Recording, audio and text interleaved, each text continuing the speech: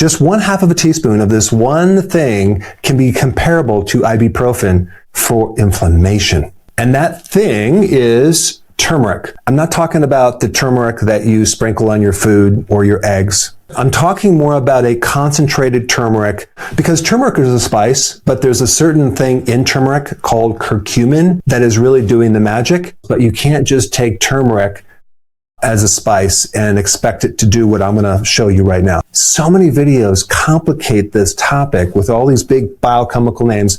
All you need to know is this. Very simple. There are 4 master switches or dials that will turn up pain and inflammation or turn down pain and inflammation. And that's basically the gist of it. This dial right here is the pain and inflammatory factory. It produces pain signals and inflammation.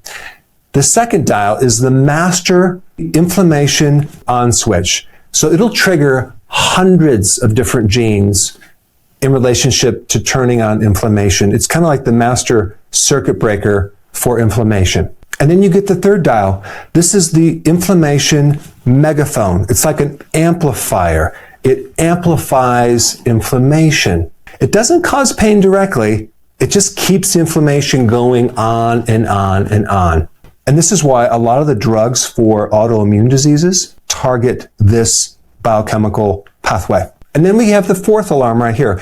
This is the backup inflammatory alarm system that keeps screaming long after the fire is over. And I'm talking about inflammation. And this is why certain treatments will address one thing, but they don't address everything necessarily. And this one's really important for asthma, inflammation, and autoimmune disease. So now you know the basics on biochemistry as far as pain and inflammation. Let's first talk about ibuprofen. Ibuprofen is really good at turning this knob off, pain and inflammation, and it does so very quickly. But here's the problem.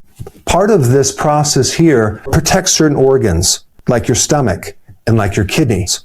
And so when you take ibuprofen, it'll turn off those pathways, and you can end up getting side effects like stomach ulcers, problems with the kidneys, aka side effects. And the other thing you need to know about ibuprofen does not deal with these other pathways. It doesn't deal with the master inflammatory on switch or the megaphone or the backup inflammatory system. And this is why people have to keep taking it over and over and over again, because it doesn't resolve the whole process. Now, just as a side note, Tylenol doesn't even affect any one of these. Tylenol works in your brain, and so it shuts off the central nervous system for pain so you don't feel it, but it doesn't do anything for inflammation. What about aspirin? Aspirin only focuses on this pathway right here. Not this one, or this one right here. But as you know, when you block things right here, you can create side effects with the stomach. This is why people that take aspirin end up having bleeding stomach sometimes and other side effects.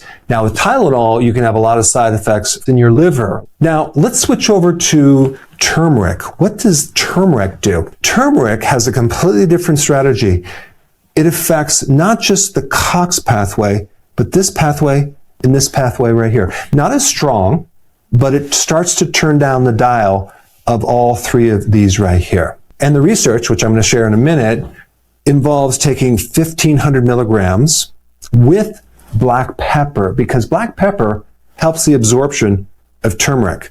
But only a 1/2 teaspoon of this extract can create a comparable effect to ibuprofen. Let me just tell you a little bit about this study. This study was a randomized controlled study. It was double-blind. It was on a reasonable sample size, 367 people, and it was peer-reviewed and published on humans, not mice. And it showed that concentrated turmeric, curcumin, at 1,500 milligrams with black pepper showed comparable effects to ibuprofen. But the biggest thing that I think you need to know is without the side effects that you would get with ibuprofen. There's a couple other things that I want to share with you. Extra virgin olive oil does mimic some of the effects of ibuprofen at the molecular level. Not as strong as ibuprofen, but it turns down the dial. And so this is why I would recommend using this on a regular basis on your salad. And as a fun fact, do you know that little tingle that you get in the back of the throat when you actually consume the real extra virgin olive oil. Did you realize that if you took liquid ibuprofen, you would get the same effect on your throat? A couple other things. Ginger is kind of an unrecognized, under-acknowledged remedy for this pathway right here, which is really good for turning down inflammation. This pathway is like the amplifier of inflammation. Also, this pathway is where the omega-3 fatty acid works, like fish oil, cod liver oil. Will address this pathway, which helps reduce inflammation. Now, Humira addresses this one right here. A lot of people take this for autoimmune disease, and now you know why, because it reduces the megaphone of inflammation, but it does not work on this pathway, or even this pathway. Let's talk about this pathway. It's called 5 LOX. This is the backup inflammatory alarm system. This is the one that can still activate even by shutting these off right here. It just so happens that boswellia, which is an herb, this targets 5 LOX. So boswellia is another great remedy for inflammation. And now you know where it fits into the scheme of things. Now I want to answer a bigger question. We've talked about what turns off pain signals, but my question is, what turned them on in the first place? What is the root cause of all of these right here? All right, I have my other whiteboard here.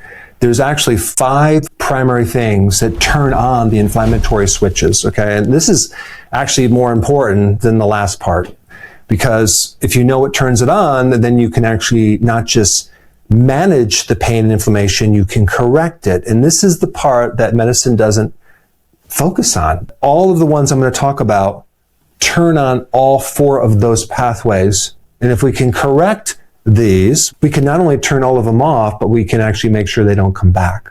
The biggest one is insulin resistance. Insulin resistance happens when you consume a lot of carbohydrates over a long period of time, sugar and starch, and also you eat frequently. So you're snacking on a lot of things. And also you can get this from consuming too many seed oils. So people with insulin resistance have a lot of pain and inflammation. Okay. Number 2, mitochondrial damage can come from a lot of things. It could come from this. It could come from smoking. It could come from junk foods, ultra-processed foods. It can come from overtraining, not getting enough sleep, having a sedentary lifestyle. And then number 3, we have chronic oxidative stress.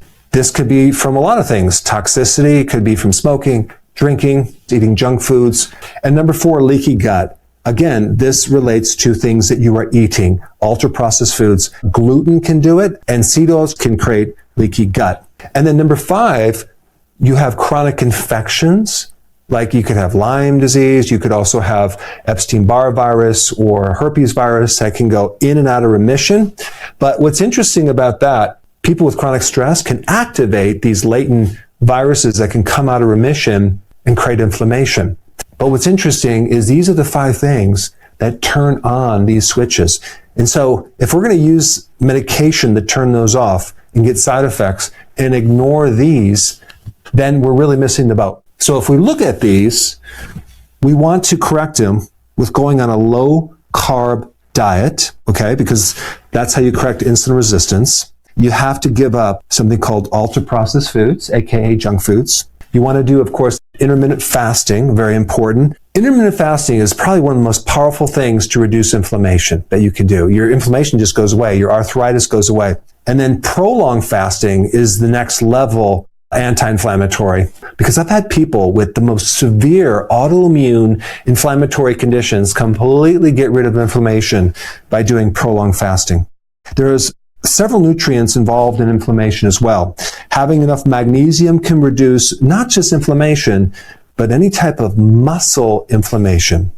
And vitamin D is one of the most powerful anti-inflammatories as far as natural things as well. When you're deficient in vitamin D, you're going to have inflammation. If you're lacking zinc, that can create inflammation. If you don't have enough omega-3 fatty acids, you can have inflammation, especially if you have too many omega-6 fatty acids, which is part of the seed oils. I have a free download that I want to give to you. This free download is my daily routine in a checklist. This is a routine that I use every day to feel like I'm 18 years old, even though I'm 60 years old, and I want to give it to you for free. And so there's a little link down below. Click it and definitely download that. I want to give you something very practical that you can do right now to fully fix this problem, okay? And I created a video to show you how to get rid of all of these right here. And it primarily focuses on correcting what you eat, as well as the timing of when you eat. And for that information, I highly recommend you watch this video right here, right now.